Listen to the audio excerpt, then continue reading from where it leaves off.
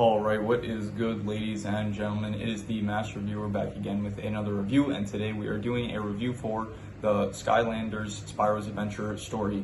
The Yakuza games, they are taking a bit of a while to get through all of them, and so in the meantime, while I am still going over all of those, I do want to start going over some other video games, and so the first one that I decided I was going to do is Skylanders, because I'll just rant a bit before we get into it. I am a very big Skylanders fan. I loved the games ever since I was really young. Like, I think I started, I got into the games when I was in like first grade maybe, and I do have like a lot of Skylanders. As a kid, I would always ask my parents to get me, so I do have a lot here. This is like I have the pack here of like I forgot where I got this, like for a as a present at some point, and then I got it. There's like a lot of Skylanders in here.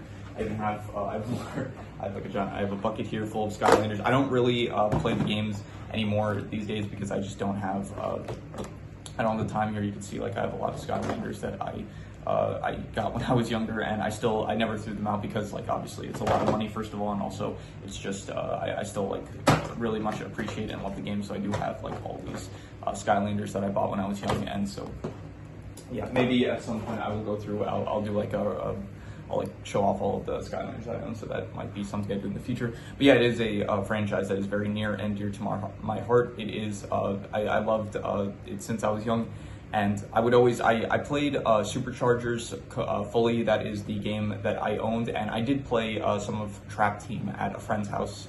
Like I would go to I had a friend that I would go to his house a lot, and I would play Trap Team there. The other games, though, I never really played. Like I really loved watching gameplays of the game on YouTube and stuff, as kids normally do. And so I do have like extensive knowledge on like pretty much all the games, except for I never really got into Spyro's Adventure too much. Like I still watched all the cutscenes from both Giants and Spyro's Adventure. I never really watched the gameplays of the game because at the time, like even nowadays, like the graphics, they look much worse than compared to like once they got into Swap Force. That's when it's like the gameplay, like the cutscenes and stuff, and the graphics, it really like took a big step upward. So I never really bothered watching any of the gameplays for like Giants or Spyro's Adventure. But I still would watch the cutscenes for both those games, and then for the rest of the games, I would watch like the gameplay, the walkthroughs of all the games, like how to find all the soul gems and stuff, all the collectibles. I would watch like all the cutscenes for the games. I would do it like a lot, and so yeah, I was a big fan. And so yeah, we are going to be doing a reviews now. I'm starting to do reviews for other games, not just Yakuza, because Yakuza it's good, but it's taking too long for me to get through it. So I'm like, as well, I'm going to try to get some more video game story reviews out, so not just Yakuza. So yeah, so anyway, we are starting with Spyro's Adventure. So yeah, let us just get into it, starting off with the plot. So the plot of the game is that basically Chaos, the main villain of the franchise, he shows up and he destroys the Core of Light, which is the device that keeps the darkness at bay in all of Skylands, and he destroys it using the Hydra.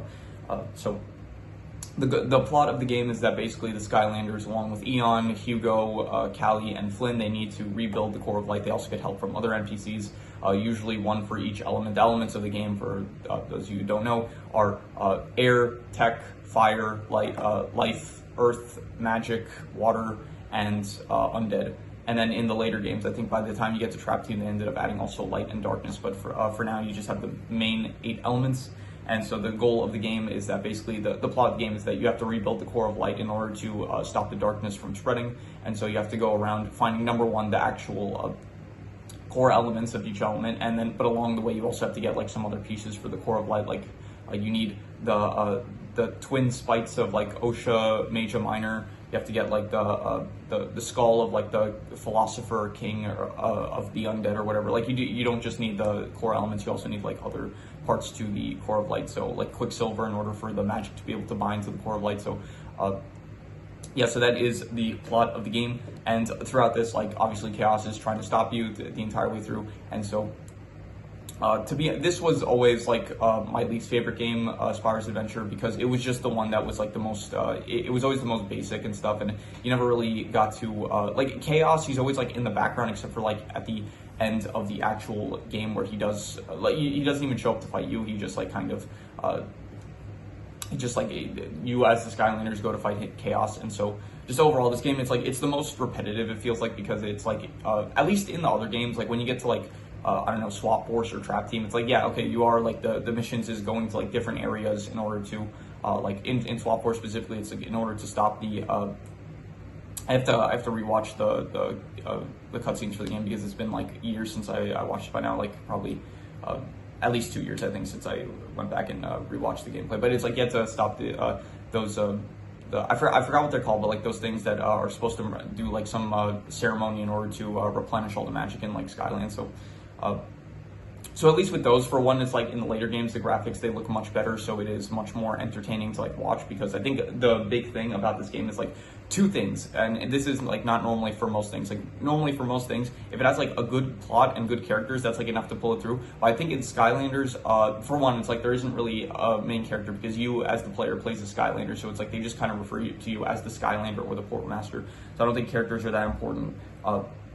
Because even so, you do have like Chaos as the overarching antagonist, who is a very good antagonist, and you also have like Flynn and stuff, and they're all good. So, but very much when it comes to Skylanders, I think a big draw to the games is number one, the graphics, and number two, the settings. Like I think that the actual areas that you play in during the game play a significant role in like how good the game actually is. So the settings, like the level designs and stuff, as well as the actual graphics and how it looks. So I think that a big downside, like a big con when it comes to both Giants and Spyro's Adventure is that at this time it's like they didn't have the resources, I guess, to make like high-end looking games. I think this came out in like the late 2000s or early 2010s, I don't remember. So like the graphics, they just don't look great, and also all the levels, they kind of feel a bit like they feel too similar from each other, whereas then like once you get to Swap Force, it's like you have like really unique looking areas as they compare to each other, and as well as like in Trap Team it's like it definitely gets to like a level where each place feels like its own unique distinct area, where it's like in this when it like as of the moment in Spyro's Adventure, it all kind of feels too like a bit too similar to like to distinguish each level from each other. So like obviously there's like different levels with like different themes. It's like you have like the undead levels that are like kind of different from the water levels, and like the I guess the life levels and stuff. So overall, anyway, I'm supposed to be speaking about the plot. So the plot, it's like it feels I'm kind of like ranting about the game as a whole, but so the plot, I'm gonna say that the plot was it was above average. I'll say it was like a 6 out of 10. It's definitely not as engaging as future games, future installments in the franchise, because it just feels like, once again, just like really repetitive. Like because you're going to get like you get one core element, and then you get like a piece that the Core of Light needs, and then you get another core element, and then it's like Chaos. That's another thing. Chaos, it's like he shows up and then he sends out like some minions in order to fight you, and it's always Chaos who is the one that you're fighting. In future installments, like you have other villains that show up in like the later games, especially when it gets to, like Trap Team, where it's like each level you have a unique villain that you're fighting. It's like it feels much better. So yeah, in terms of the plot, I'm just gonna say 6 out of 10. It's above average. It's still like a good story, I would say. It's just not as good as later installments, I would say. So yeah, in terms of the characters, I think Chaos is an S tier character in general. Like he is a very entertaining villain. I don't remember who voices him, but it's the same guy that voices Invader Zim, I'm pretty sure. So I never saw that show, but he voices a character from that show, I think the villain of that show. And you have Patrick Warburton that voices Flynn, and I think both voice actors do a great job. I think all the voice actors in this game do a great job, but Flynn, Glumshanks, and Chaos, as of the moment, like I think in general, they're probably like the best characters in the whole franchise. They are very entertaining to watch. Even now in like the first game, they are just a pleasure. Like every scene with Chaos is just great to watch. Like all the cutscenes with him are wonderful. So I'm gonna say in terms of the characters, I will go with, and I'm gonna say an 8 out of 10. They were great. Even the NPCs, you have like T-Bone, the Weapons Master, well, it's Arbo and stuff. Like you do have good NPCs that are also like that have good dialogue, I would say. So overall, I'm going to say the characters were great.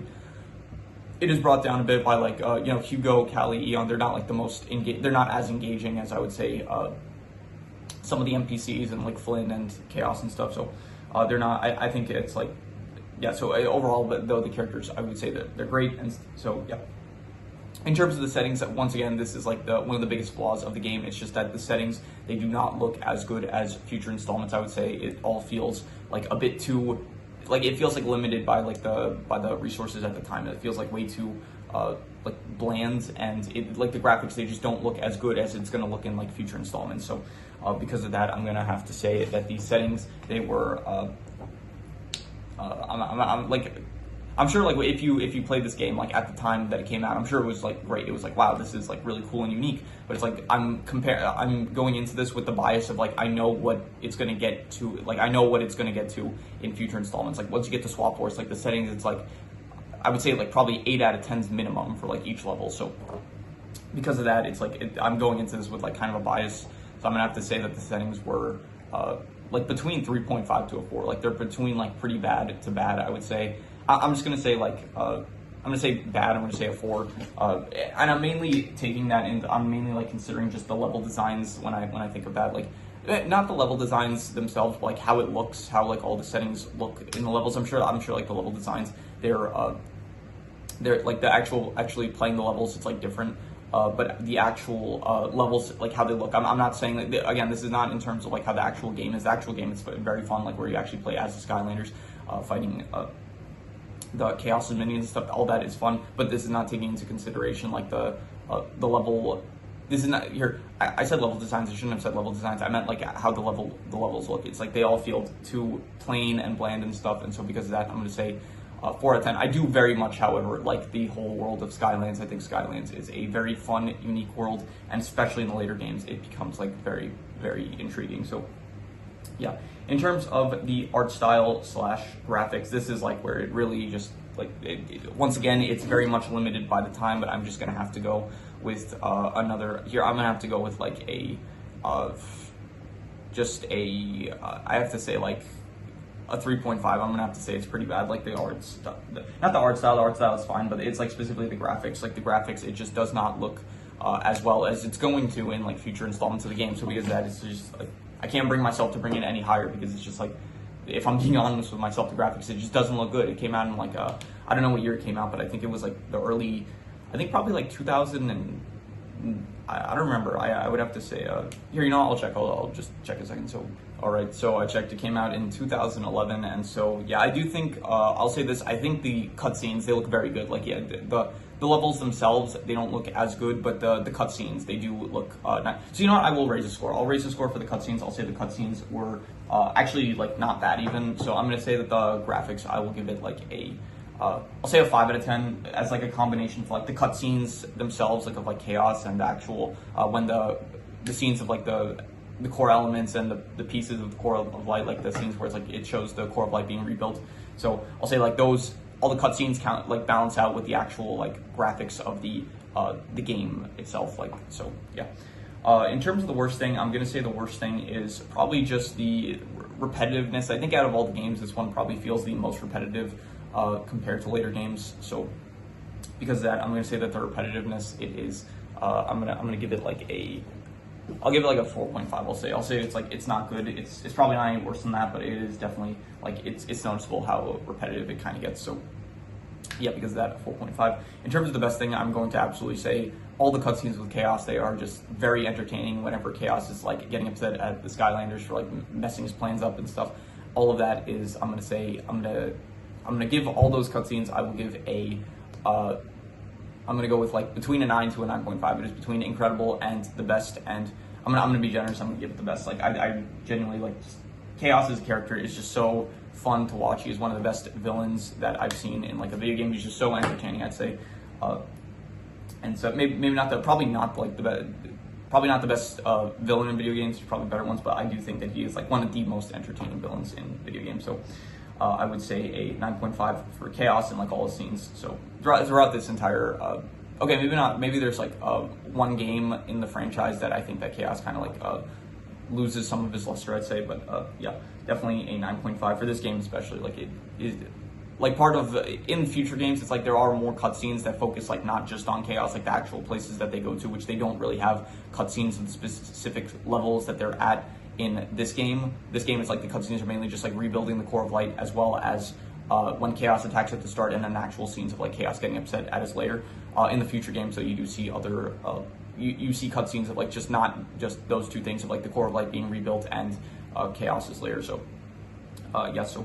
But anyway, so this one definitely does focus a lot on Chaos, which I think is great because I love Chaos as a character. So 9.5 for Chaos. I didn't really include any like genres and stuff. I didn't include like drama or action, which I include in like my Yakuza story reviews, mainly because like Yakuza, it actually feels like there's more so action and drama in the story. This feels less so. Like there's not really drama because it's like, maybe it is because like I know very well what is like going to happen in the story because I know the story like so well, but there isn't really drama because you kind of like know like it's a video game, so you know like by the end it's like it's a kid's video game, so you kind of know going into it like that no one's gonna die and stuff. And in Yakuza, it's like there are like you don't know like who is gonna end up surviving and stuff. So there's like more drama, it feels like, in Yakuza, as well as like there is actually action cutscenes. And in this game specifically, there's like no action cutscenes except for the very start, I guess.